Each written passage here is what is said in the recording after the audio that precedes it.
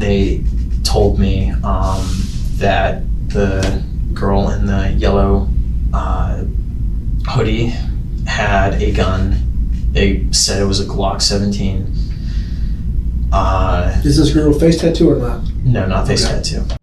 Imagine you get in touch with a girl on Snapchat, and she agrees to meet you in person along with her friend, promising a great time ahead. It seems like a lucky day for any guy, right? But what happens when these seemingly ordinary girls turn out to be thugs and robbers, and you find yourself caught in a web of deceit and murder? This is the real-life story of Aaron Lawson. He found himself in utter shock when he realized what was going on, resulting in a deadly encounter he argued was self-defense, leaving one dead and one injured. Guess these Snapchat gangsters messed with the wrong guy.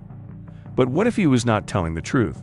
Don't worry though, because the police would soon uncover the reality using psychological tactics during a calm, calculated interrogation, and it will leave you genuinely stunned. What happened that night? On October 22, 2020, 18-year-old Aaron Lawson fired shots at 18-year-old Jennifer Broxson and her companion Allison DeJanes. The tragic shooting occurred at 3208 Highway 90 in Pace, a place known as the Simpson River Boat Fishing Pier. Both teenagers sustained gunshot wounds, leading to their hospitalization, but 16-year-old Allison lost her life. Immediately, Aaron became the suspect. However, what initially seemed like a straightforward murder case was far more complex.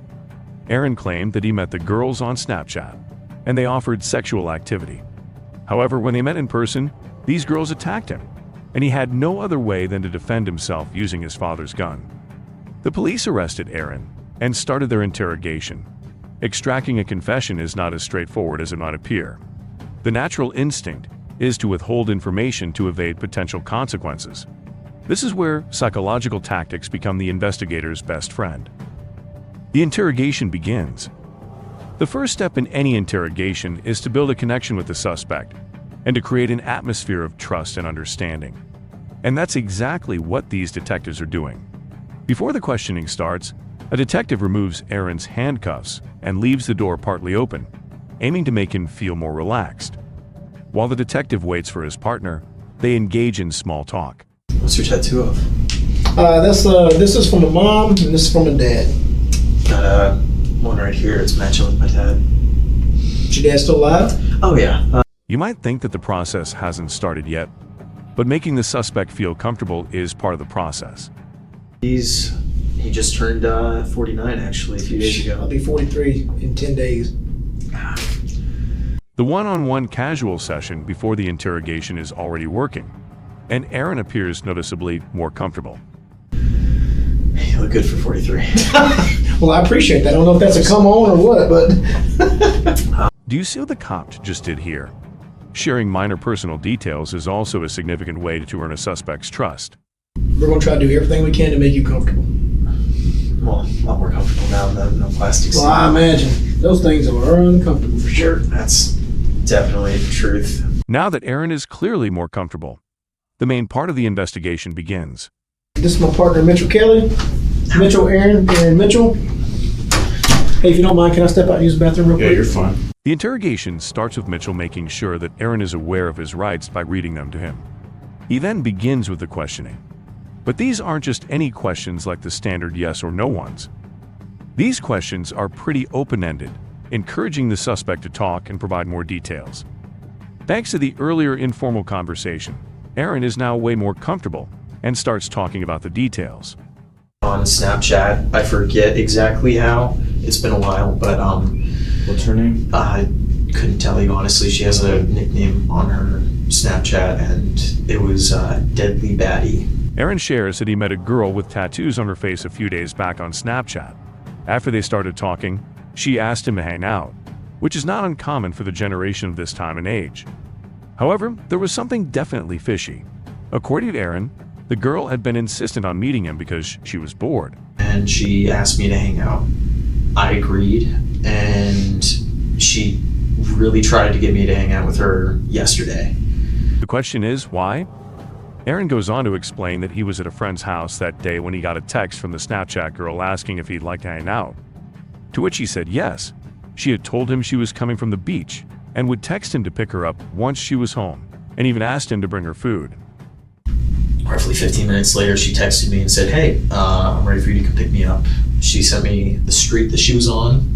It was about 7 minutes away from her. I drove to her. She said, "Hey, is it cool if my friend comes along?" That was the lady in the yellow hoodie. I don't know her name at all. Something was definitely off after he picked them up.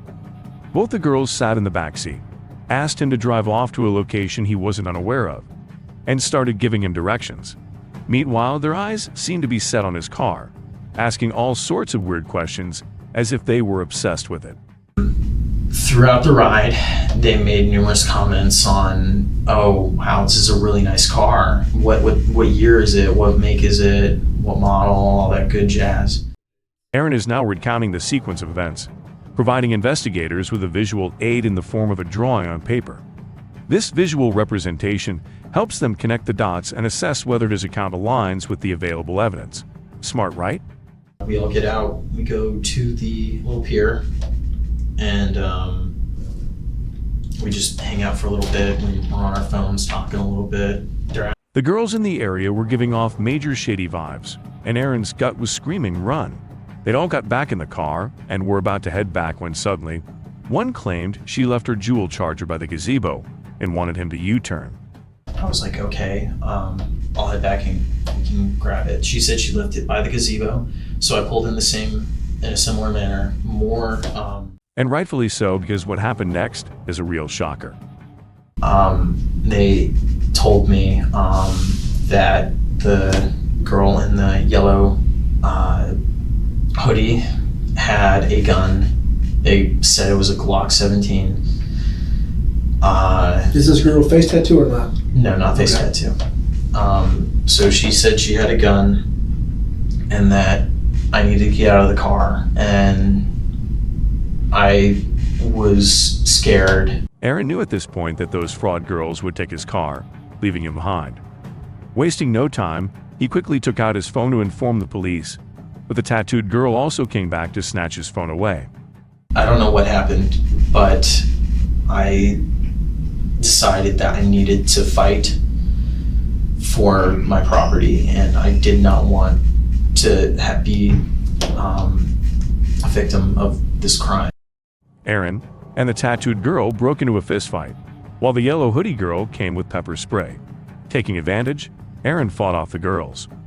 The girls were giving up though, especially the one in the yellow hoodie. Throughout the fight, she was screaming, "Get the gun! Get the gun!" Screaming, "Get the gun, get the gun." So at that point, I started strangling her because she was also fighting me and threatening me with lethal force. Super scared and now fighting for his life, Aaron eventually gained control and managed to retrieve his father's gun. I make it known that I have a gun and that they are not to enter my vehicle anymore and that they need to back off. Aaron says that after he threatened the girls, one of them wanted her hoodie and phone back. But hey, ain't that dumb now, is he? Aaron had already learned from his mistake of trusting strangers and refused. I tell them numerous times, "No, I will shoot you if you enter the vehicle." I'm so sorry. I'm stressed. No, you're good, buddy. So However, the girls were reluctant to lose this battle. she ends up opening the door, bolts for the passenger side, and then I take aim. I fire at her through the windshield. So far, the investigators have been attentively dissecting every detail of Aaron's narrative. They're not just listening to his story, but scrutinizing his words, body language, and emotions. Now let's slow down. Through the windshield or through another window? So the window right here. I'm sorry, terminology. No, you're fine. We're just. Yes, sir. it's- Yes, sir. Aaron now explains that he shot the girl, assuming she was trying to take out her gun, which she might have hidden or dropped previously from the car. The other girl, the tattooed one, also tried to do the same, and he fired a shot at her as well. I make my way around the back of the vehicle this way, and the lady with the face tattoo is also diving for the same thing. So again, I shoot. Even after getting injured, the girl in the hoodie refused to give up. Little did she know that her sinister intentions would ultimately backfire, which unfortunately led to her being shot once more. However, Aaron had run out of bullets, and now he was defenseless. Whenever they're trying to grab my phone, don't try anything dumb because we have other people on the way. And so at this point, I'm afraid that I'm going to be getting attacked by more people. Scared for his life and trying to make sense of what had just happened, he instantly drove off to a more populated area and called 911. What he didn't know was that the hoodie girl, Allison, had died on the scene. Now that Aaron had told his side of the story, it was time to compare it with Jennifer's account of what happened. The tattooed girl, Jennifer, survived and told her story at the hospital. However, her story was quite different from Aaron's. According to her, she reposted something about Trump, and someone had made a harsh reply. And I screenshot it and reposted it and put the laughing emojis. And he slid up and was like going off and saying, like you people are a good reason to use our guns. According to Jennifer, it was Aaron who made these comments, but later he added her from a fake account. What's weird is that she didn't realize it was him until they were already in his car. I was like, this is that boy who was arguing with me and saying that he would kill me. Here's where things get confusing. According to Jennifer, Allison was a funny person and started joking around. And she was laughing and she was like, it's okay if he tries anything. We know how to fight. We'll just beat him up and take his stuff. Like basically said, we'll just beat him up and just rob him. And then she started laughing. She said it as a joke. And that's when Aaron began to lose it. And frankly, who wouldn't?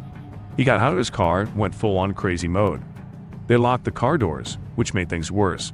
But then somehow they decided to get out of the car and walk away. But he started attacking them.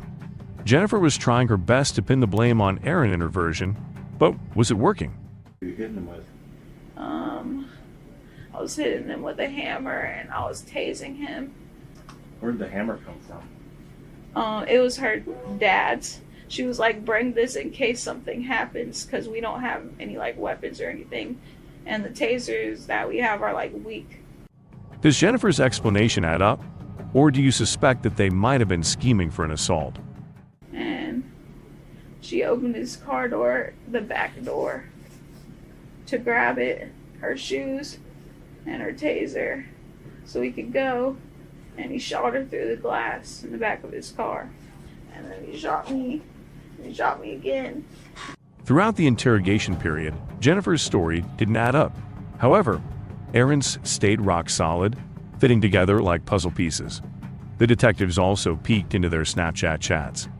Aaron had talked about some steamy stuff, but he's an 18-year-old guy. Nothing surprising there. The investigators also brought Aaron back to the scene for a rerun, and his story didn't budge an inch. The final straw in this case was when the detectives dug up some dirt on Jennifer and Allison, revealing they had pulled similar stunts before. Just 11 days before the incident, Jennifer and Allison set up a guy in Pensacola. When the guy dashed into the gas station, they snagged his truck, and that same night, they went on a hit-and-run spree in the stolen ride. Jennifer Broxson, charged with murder because the felony they were committing ended in Allison's tragic death, is currently behind bars. Justice seems to have caught up, and she's now held in Santa Rosa County Jail without a chance for bond. Even though Aaron didn't get charged, this strange and bizarre incident will stay with him forever. What do you think about this case? Was Aaron's reaction justified? Share your thoughts in the comments, and I'll see you in the next video. Don't forget to subscribe.